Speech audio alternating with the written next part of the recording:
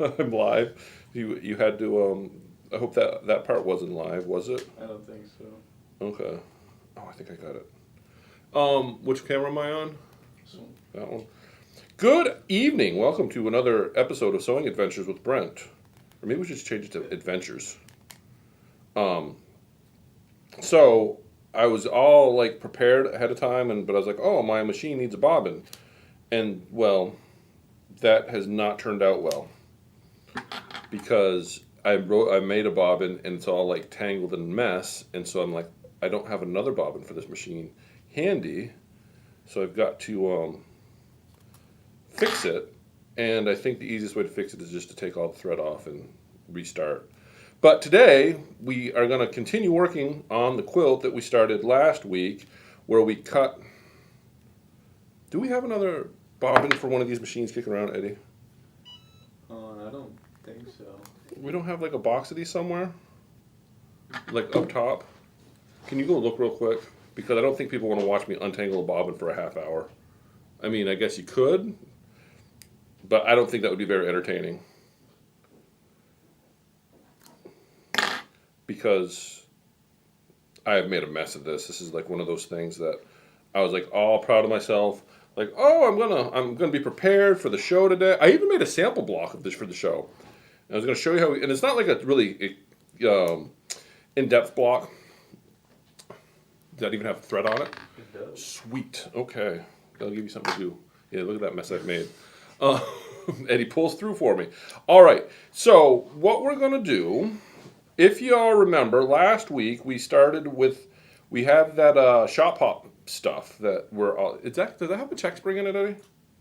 What? Does that bobbin have a check spring in it? What do you mean? The like little spring that goes inside there? I don't. Oh wait, no, I have the bobbin case. That's a stupid question. Wow, it's gonna be one of those days. So what we're gonna do is, if you remember last week, we just did a bunch of cutting. We cut out a panel. And we just we weren't really sure the direction we were going with things. We just kind of cut stuff up. Man, I hope that's going to work. It seems kind of funky, but we'll throw it in there. And I guess it would help if I pick my needle up. Hey, like I said, I thought I was all excited that we were prepared for today, Eddie, and it has not turned out well at all. It happens. There we go. Okay. So. Anyway, like we had left off, now that, what a start. We had cut up, if you remember last week, we cut up the panel, and we just kind of made the squares as big as we could get. Are you going, which view are we on? Let me hold them up. We're on overhead. Okay. So we cut these squares to be as big as we could get them out of the panel, and there wasn't a really uniform size. We just decided to cut them, and the next few weeks we're going to kind of walk through the process of turning all that fabric into a quilt. I don't have the whole collection of this, but we started with the panel, so we're there. So we decided also that we were going to make a row quilt. Or, like I said, I talked about the different directions. You can like switch views now because nobody wants. Because we talked about you can start in the center and work your way out. There's a couple different ways you can kind of make your quilt as you make it up as you go along. One is to start in the center and work your way out. Another technique is to make it a row at a time, and we decided that we're going to make it a row at a time. So we cut all our panels out, and like I said, there's not a uniform size. But now, what's our next step? Because we have all of this. What we're going to do now is we have to make some more blocks that we can put in here, and we'll get to how we're going to put the blocks in later. But now the next question is we're going to make some blocks. How big do we make the blocks, and what blocks are we going to make? Well, I thought because we're doing New England, maple leaves, and Vermont has maple leaves. So I'm gonna go through how to make a leaf block. This is pretty straightforward. I'm sure you can find plenty of other YouTube tutorials on how to make this, but you're gonna watch me do it, and I'm gonna explain to you why we did it the way we did. First thing we had to do is figure out how big are we making this, and how big did we make this, Eddie? Do you remember? 12 and a half. Why did we make it 12 and a half? Because the panel, you cut one in 12 and a half. Yes. So we talked that we were going to make this in a row. So if you want to go overhead for me. We talked that we were going to make the rows and sew the rows together. So what we had to do is how big are we going to make these blocks that are going to go in between, I just measured from here to here. That's where I got my 12.5 measurement for that block, because this was the panel that I actually grabbed. And what you're going to find is this is actually measures, it's like 12 3/4 almost. It could almost be 13. But we've got plenty of space top and bottom that we can trim this down to 12.5. Now, I don't care about my width because we're making a row. So, and I don't care how wide this is right now. The only thing I care about is the width. And I see when I put this on here that a 12.5-inch block, because that's 12.5 to there, a 12.5-inch block set next to this will give us kind of the start of a row. You know how we picked that background out, Eddie? Do you see how that I don't know if it's coming through on the camera, how that background we picked out for that block doesn't really work with the background of the panel. Oh well, whatever. It looks solid. It'll work. It'll work. So yeah, we had to find. We went with some Benartex fossil fern for the background on this, just something we had on the shelf, and it looked really good with all the fabric we had on the counter, but we didn't compare it to the background of the panel, and that's all I'm talking about. But we won't worry about that now. That's small potatoes. We'll sort that later. So that's where we got the 12.5 measurement for this block. Now, we could make this block any size we want, depending on this, but it's really nice to kind of stick with kind of some standard measurements. 12.5, you want to switch views? Stick with some standard measurements. 12.5 is a standard block size, 9.5, 8.5, 6.5. Those numbers are really good to work with. Now we did here a 9-patch based block. So when you're doing a 9-patch based block, you want a number that's easily divided by 3, because you're going to have, because it's a 9-patch, you have 3 portions to it. So 12.5 worked really good for this block, because 12.5. How long is your seam allowance, Eddie? 1/4 inch. 1/4 inch, but you have 2 of them on each end, right? Yeah, so It's a total of a half. Yeah. Right? So it's 12.5 minus a half. 12. 12. And is 12 easily divisible by 3? Yes. Yes. So that makes it a really good candidate for a 9-patch block. So that's so 12.5. 12 divided by 3 is 4. So we know that the finished block size here is going to be 4 inches. So that's how we got to where we're at, but we have to include our seam allowance. So we're going to start this process by making a 4.5-inch block, 4.5-inch strips. So far, so good? Yes. No questions out there? Nobody's like, what's going on? Jean says hi. Everybody's saying hi. I see that here. Jean says good evening. So did y'all Good evening. follow the math? The math of how we got here. 12. This is 12.5 because this is 12.5. That's why we decided on 12.5. Just worked. And then also 12.5 is kind of a standard size for a 9-patch block. A 9-patch. And this is a variation of a 9-patch, because if you can see that there's nine separate portions here. So when we think of like a 9-patch or was it 9 field, there's a name for it, but it's based on a 9-patch. So that's lends itself well to it. So far so good. I think so. I think we're good. So now we're just going to get into how we made this beautiful block, because it doesn't take much. And I'm sure, like I said, there's plenty of tutorials on the internet on how to do this. But this is a quick, easy block. And I made one, but I'm probably going to make a few of them to go in this quilt that we're making. Because, leaves, maple leaves, New England, it works. I think bear paw is going to show up too, because, bear paw, because we have bears on the quilt.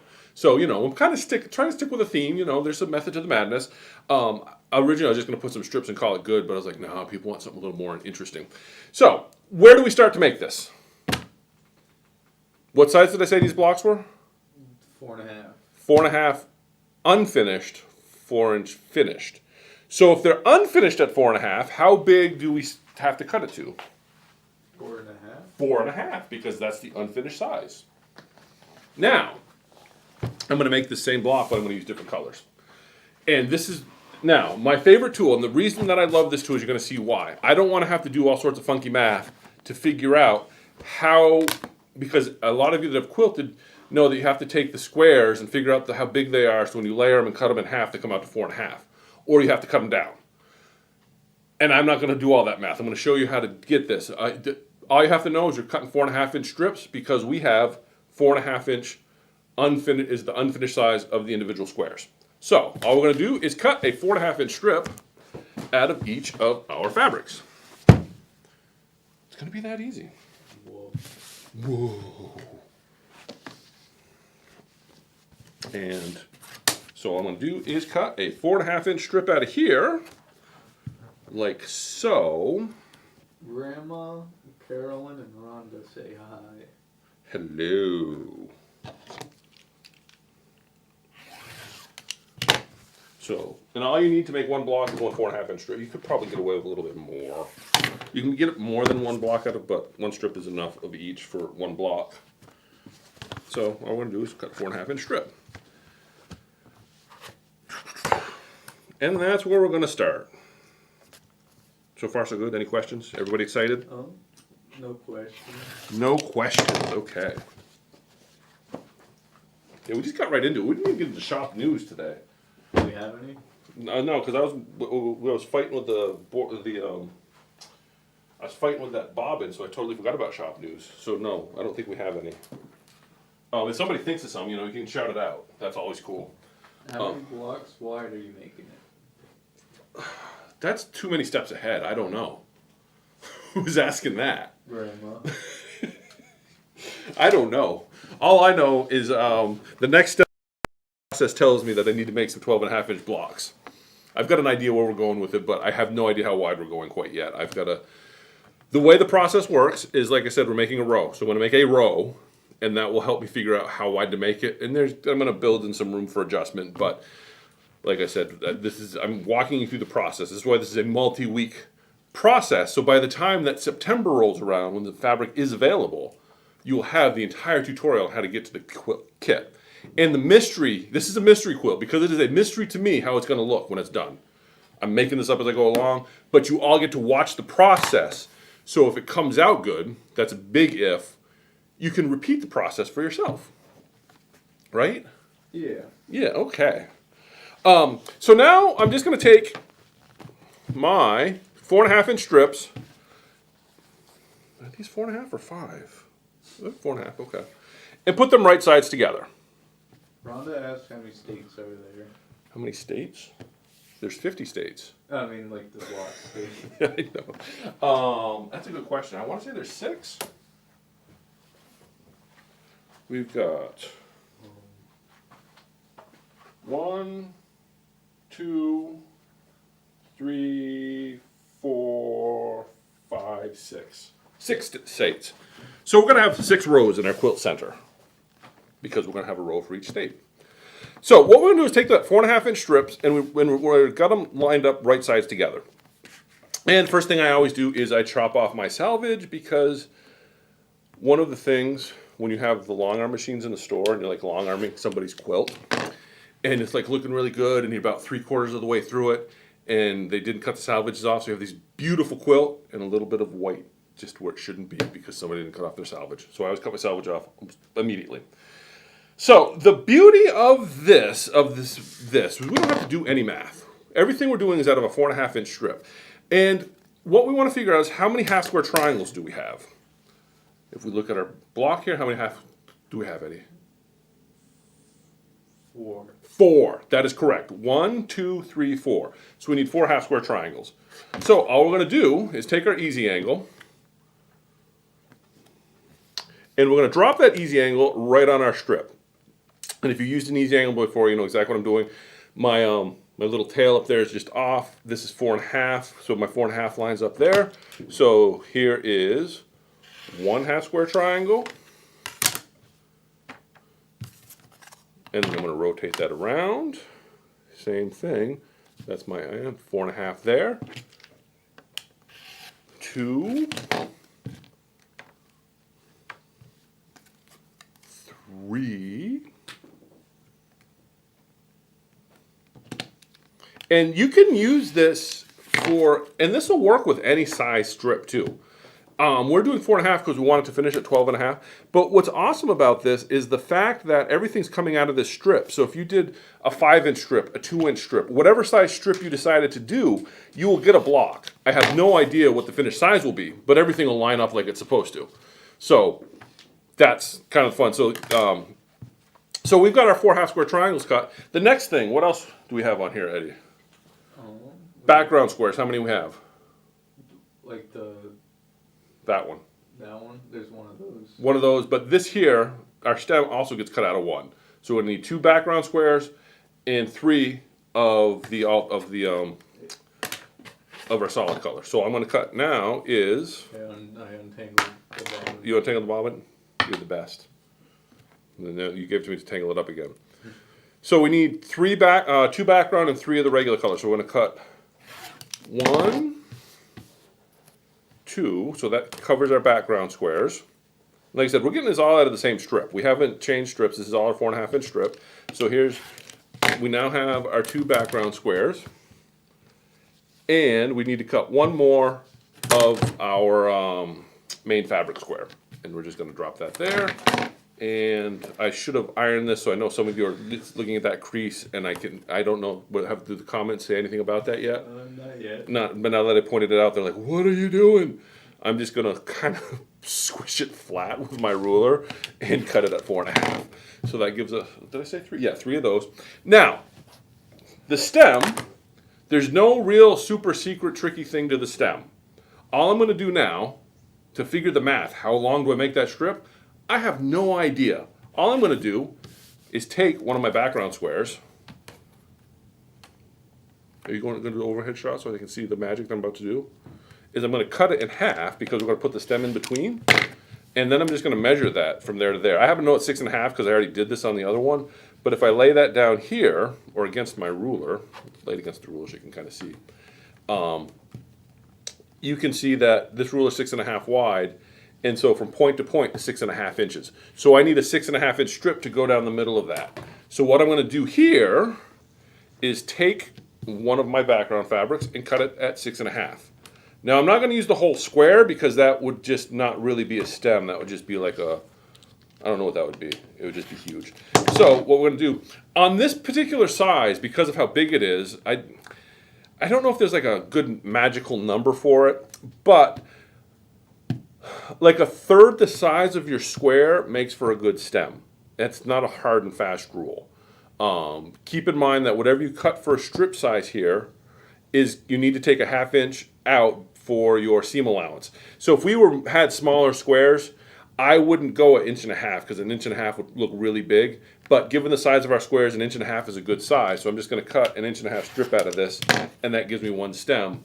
But interestingly enough, 1.5 inches times 3 is 4.5. So if I cut this in half again, I've got 2 more leaf stems for 2 more blocks. So far, so good?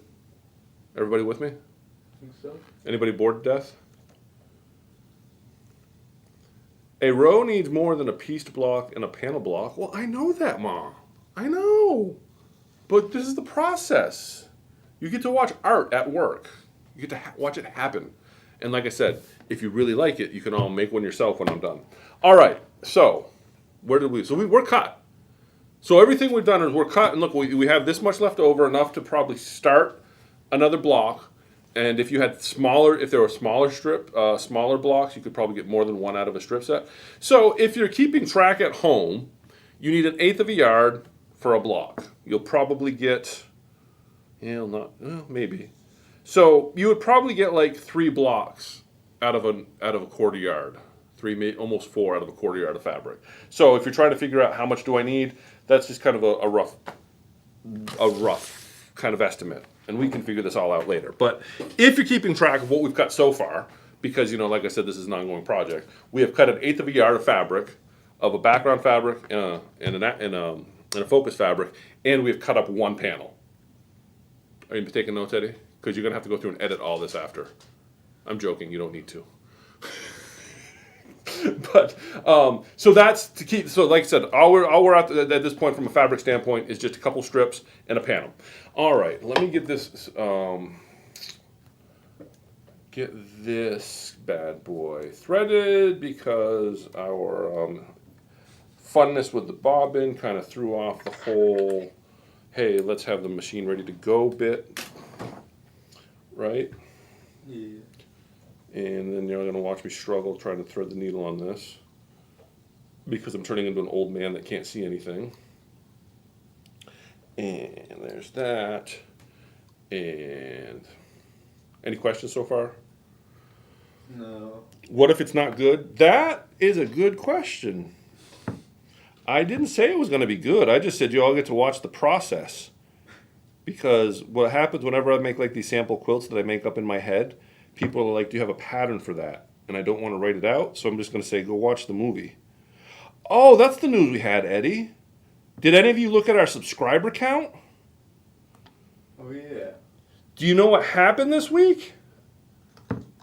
We hit the magical 1,000. We have 1,000 people that have subscribed to our channel. I don't know if we need confetti or something, but that's pretty cool.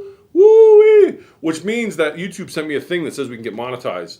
So maybe you're going to start seeing ads. I don't know. But I think we need to get like more, like 4,000 hours of viewing. So if any of you bored, sit down and watch 4,000 hours of video, and that will really boost our numbers. That's like more hours than in a year, isn't it? 24 hours in a day, 24 times 365. Oh, I thought you said 400. No, 4,000. Like 400 doesn't seem that much. No, we need 4,000 hours. Well, we already have 3,000 hours. So we only need 1,000 hours more worth of viewing. So if every one of our subscribers watched an hour worth of viewing, we'd be good. But anyway, I digress. That is a good question. This is a 6.5 inch easy angle, yes. I've gone over easy angles before. They are my favorite tool. They come in 3 sizes, a 4.5, a 6.5, and I believe it's an 8.5, or no, 10.5 is the big one. I find that the 6.5 is right in the middle, the best of both worlds. I tend to often have a 4.5 with my machine because I use that a lot for bindings, but a 6.5 will do everything a 4.5 can do. Problem that you have with the 10.5 is it's not going to go down to 1 inch. I think it starts at 2 inches, so if you're doing smaller stuff, the big easy angle won't work. If you have the budget, have all 3, you'll use all 3, but I find that most of my time I'm either reaching for the 6.5 or the 4.5, but the 10.5 does have its place. Anyway, so I guess we should sew some of this stuff together, right? I think that would be... That would be good. So what's cool about the way the easy angle works is we just have those strips together and laid out, so this stuff is already set up, but they're already wrong sides together. So all I got to do is just throw it on here and press go. Hopefully the bobbin you gave me doesn't hate me. It's not sounding promising at all. That doesn't... No, it doesn't look good either. Wow. Well, I guess because I didn't pull the bobbin up before I started, right? Oh no, that's got issues. I'm gonna blame you, Eddie, for bringing me the bobbin. But I guess it's better than the bobbin I was working with, right? Yeah. All right. What's that? It didn't look like the best bobbin. I think that it looks like this bobbin is as old as the machine is. Like it looks like it was black thread at one point, but it's like faded to brown.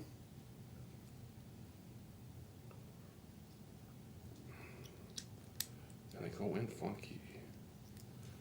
Is that? Oh, this might be a good learning experience, Eddie. Because there's a problem with that bobbin, I think. One of the things that will happen with old bobbins, especially metal bobbins, this is why I always encourage people to get plastic bobbins. No, we're good. Metal bobbins will spread instead of break. Plastic bobbins will spread as well, but they tend to break before they spread beyond tolerances. Metal bobbins will tend to spread a little too much, and what will happen is they won't sit in your bobbin case like they're supposed to. They won't sit flush, or they won't sit deep enough, and that will cause problems. So that's why I am a big fan of plastic bobbin cases, because I know that metal bobbin cases can have issues that aren't. The nice thing about plastic is plastic just breaks. And that is nice when it comes to things like bobbins, because then you're not trying to make something work that's out of tolerance. Anyway. Okay, what? Is Danny just wanted to let she's chilling for us? She just wanted everyone to know because that you could be sewing on luminaire right now. Oh, this is true. But that wouldn't be how. I mean, if I was sewing on a perfect machine, you wouldn't have, the drama. Like if we had like a budget, we could play like dramatic music. Will he or won't he get it to sew? Will this be the week that the machine finally dies? And then we do like some backstory about how the machine's mom didn't really love it, and it was raised by a lawnmower, and it's a wonder that it even knows how to be a sewing machine, because of its life in foster care with the lawnmowers. You laugh. That I think I just like. That's like the next show on you're gonna see on Disney Plus. The brave little sewing machine. So the brave little toaster. Great book, by the way. The brave little toaster goes to Mars. All right, I think we're good. Are we ready? Everybody got to suffer through that. That was exciting.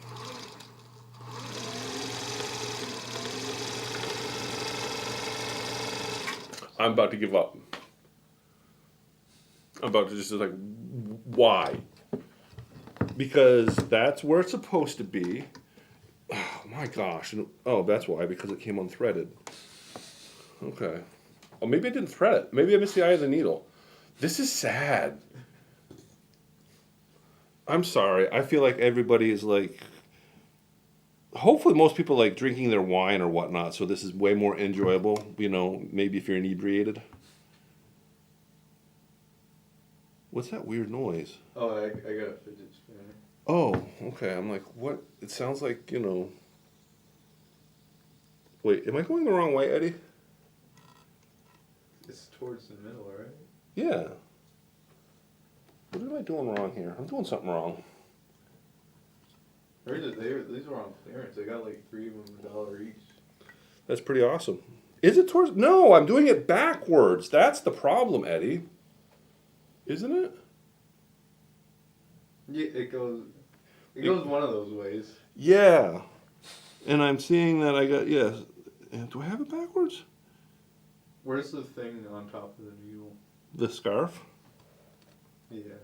I think, there we go. Is that right? We're really inspiring confidence in people that have left their machines here for us to work on. They're like, they can't even thread a machine? There we go. That's what I did wrong. True story, first time I worked on a featherweight, somebody brought a featherweight in and I get it all cleaned up and ready to go and I wouldn't sew and I thought I broke it. And that's because I had the needle in backwards. There we go.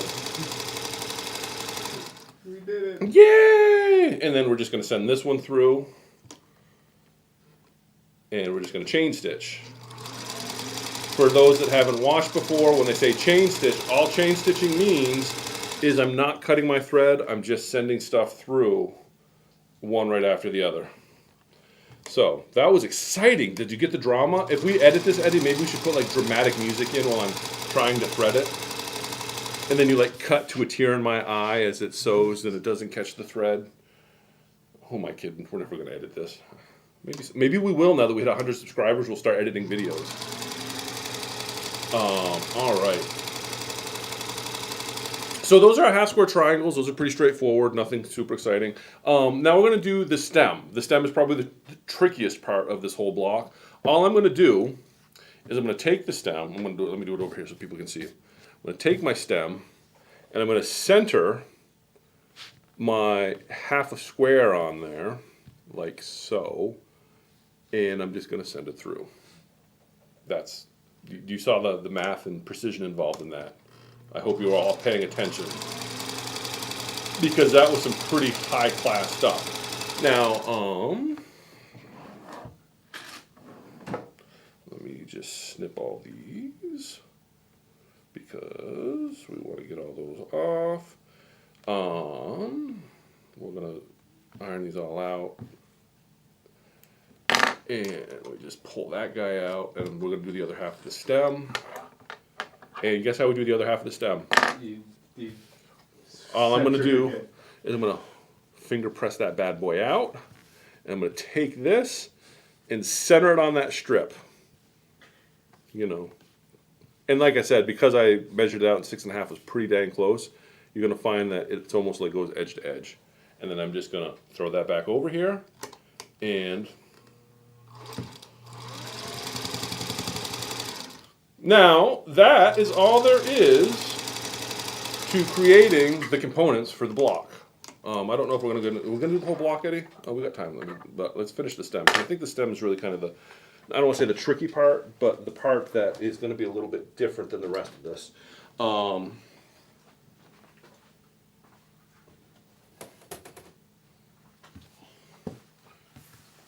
right, so All I'm gonna do is just iron these bad boys out. Just kaboom, like that. Keep your fingers out of the way. There's one. Look at how beautiful that looks, Eddie. Isn't it gorgeous? Two. How many did we say we needed? 3 of them? 4. 4. Now, you are going to notice with this technique, because it's the technique that I have chosen to use, and any of you that have watched this for any length of time know that my adherence to precision is questionable at best. There are many other techniques that you can use to make a half square triangle that what you're going to end up with is an oversized triangle, and then you trim the triangle down. I think that's an extra step and want nothing to do with it. So these are 4.5, or as close to 4.5 as I think they should be. So that, yeah, we'll talk about that in a minute because there's a little bit of trimming. Now here is our stem, and I'm just going to iron that flat. And if you'll notice, that doesn't really look like a square. It kind of looks like a square, but because we put that in the middle, it doesn't. So how do we turn that into a nice looking square? How do we do it, Eddie? You put a square on it and then cut it to the square size. Yes. Okay, hold on. Entertain him for a second, Eddie. Let me go get a better ruler. Wow, that was lame. I don't know how to entertain them. Okay, I just wanted a ruler that shows the marks better. Okay, what's that? All right, so I've got a one of the things that you're going to want for this. Let me get a piece of paper so you can kind of see this. What's important for what we're about to do is you can eyeball it if you want, but if you want to really make it nice, having that 45-degree mark in there is important, because all you're going to do is, we know that this has to finish out to 4.5 inches. So what I'm going to do is I'm going to line up that center line right up the center of my square, right up the middle of that of the stem piece that we put in there, and then I'm going to make sure that 4.5, because we started at 4.5 and added this big in here, we're going to have enough space on either side to trim this down square. So I'm just going to try and center that best I can, and my 4.5 mark comes here and here, so you can see where I've got plenty of space there. So all I'm going to do with that centered gives me enough room to cut those 2 sides. And now I just rotate that, and if I drop this at 4.5 on here, on the 2 sides that we just cut, we can now get on there. 1, 2, 3, 4.5. Yes. Okay. I'm just going to repeat the process here, and that gives me a 4.5 inch square, kind of. Wow. Woo! The only other thing that I will do when I do an easy angle, you know, that, like I said, I hate trimming, but one thing that will give you better results is all of your half square triangles done with the easy angle are going to have that little dog ear. I do recommend, I know, and you know it's important. If I recommend you take the time to trim it, you're probably going to want to trim that off. It will give you better results. You can forego that if you want, but it's easy enough to just drop that down there, like so.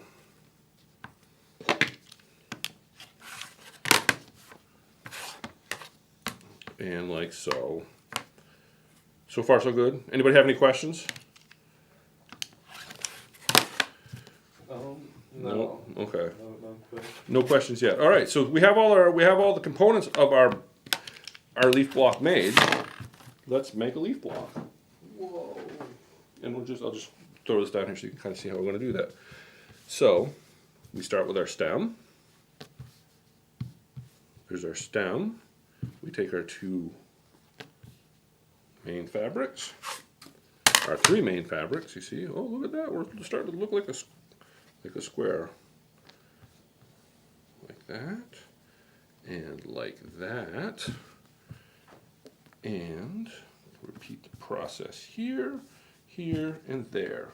The whole thing showing up on there. Yep. All right. So that's a half hour. I'm not going to bore you all sewing this all together. So what you would do next is you would sew these rows together, and then sew those rows together. If you've made it this far, I'm sure you can figure out how to do that. The one thing I would tell you when you do this is, after you've sewn these rows together, it is very important that you press the seams opposite each other. So if you press the seams this way on this row, press the seams that way on that row, and this way on this row. It's not the end of the world if you don't, but they will lock together better if you do it that way. It's much, you'll find that everything lines up. Should we get into that, or you think we're good? It's up to you. It's up to me. Let's check the graph and see how the graph. It's how the graph is doing. We'll do a quick row so I can show people what I'm talking about. How's that sound? It sounds good.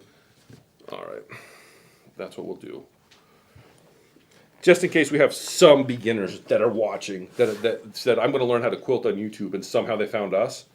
And I apologize right now if that's the case. Because you can't believe everything on the internet, and one of those things is that I know how to sew. That may not be an accurate statement. All right, we'll just... And as you can see, I'm just going to chain stitch, but so I don't lose my row layout, I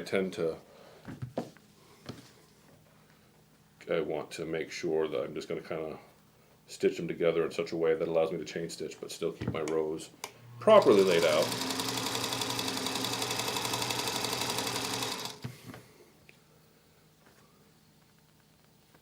All right.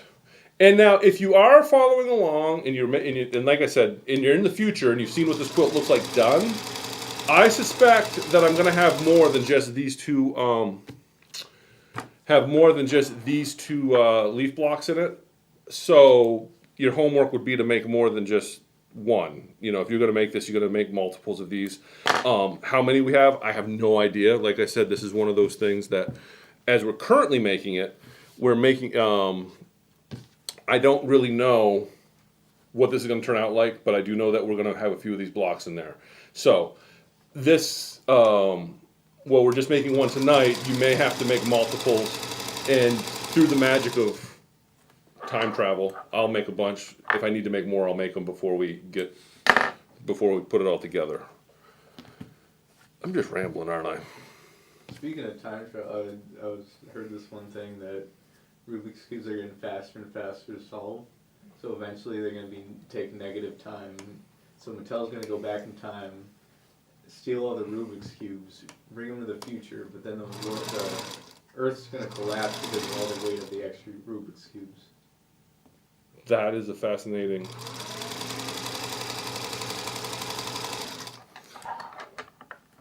So you're saying that we're going to time travel is possible because of Rubik's Cubes? Yeah. Well, the name like Rubik. Rubik, it just sounds like it's time travel-y. All right, so let's pull our pad back out. Even with all the... You're seeing how easy this is to do. You watched us struggle with the machine, and it's still... We're almost there. So what I am saying is, so this is going to be our... You see how it's coming together? So what you want to do is that row, I'm going to press in that direction. And you'll see here exactly what I'm talking about in just a second. This row, I'm going to press in this direction. And yes, you can flip it over if you want. That's not how I do it. And I'm going to go in the opposite direction here. Now, if I did that right, if I flip this over, do you see how my seams go that way? I flip this one over. Oh, you gotta move the top one okay. down. So you see how my seams go that way. Well, that's not quite even. Who cares? And this here, just because I know somebody's watching, is like, your seams aren't perfect. It doesn't look as good on the back as it does on the front. Doesn't need to, because once you put it back on the quilt, nobody sees this. But you'll notice the seam is pressed that way on that row, this way on that row.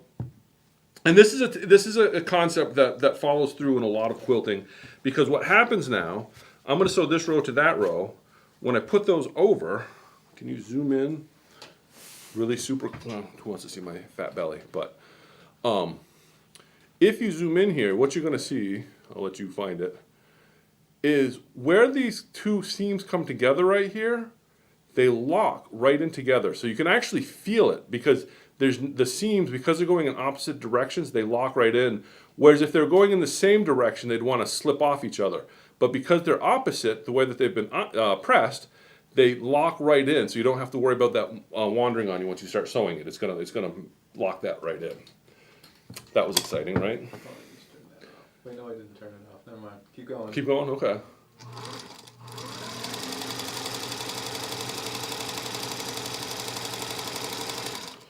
So, let me make sure.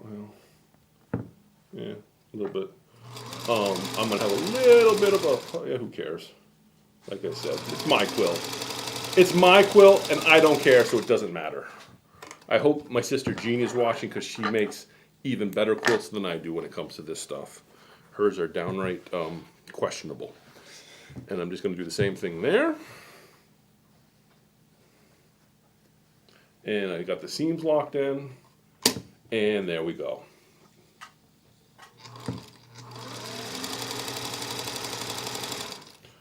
And I thought I had the seams locked in because that moved on me. All right, there we go. Yay! So that's today's. Well, you're all going to want to see it pressed out, I know, because, you know, it's not done until you do that final pressing. And that seam is off a little bit. This is not nearly as nice as my first block, but that's because you were all watching over my shoulder and it made me nervous, so my block came out. All right, Eddie. And there you have it. And all I'm going to do is, just because it kind of keeps my seams going, I'm just going to go like that.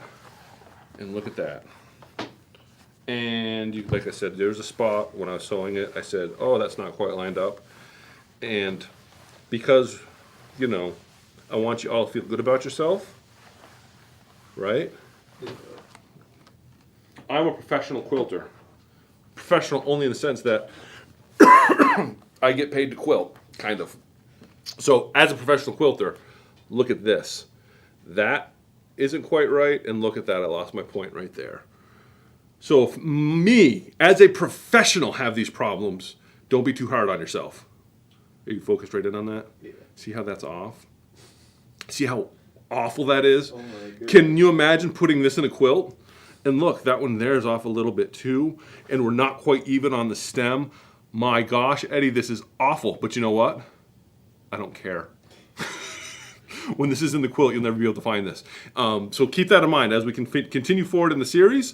I would encourage you all to find these imperfections. And no, this doesn't even sit flat. This is a fantastic block. If you all want to feel good about yourself, this block should do that for you. This is, I could go back through and resew this to make it flat and perfect, but you know what? I'm not going to because I like it. I think it looks fine. I don't think it's going to detract from the quilt, and it's not so bad that I'm like, I can't stand that, because I have had a few of those. So that's today's block.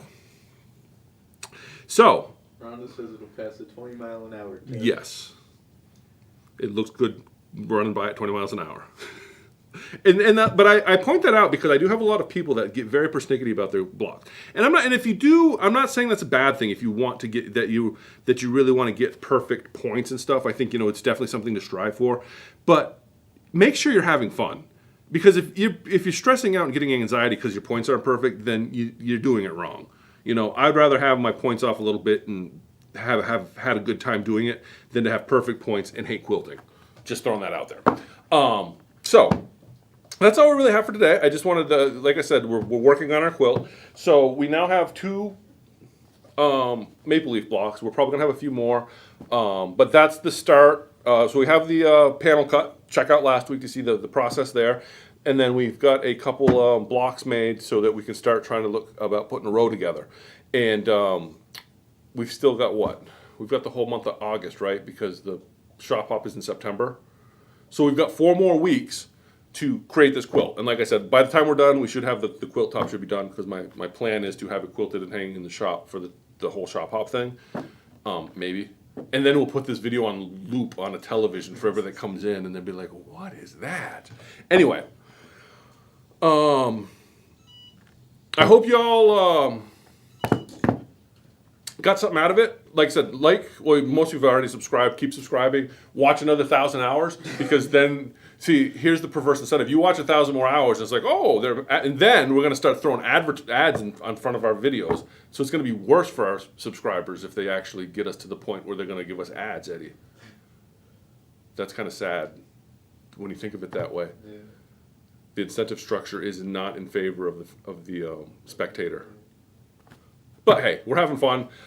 Thanks for watching. Join us again next week for another adventure in quilting with Brent and Eddie. Thanks for watching. Quilt on.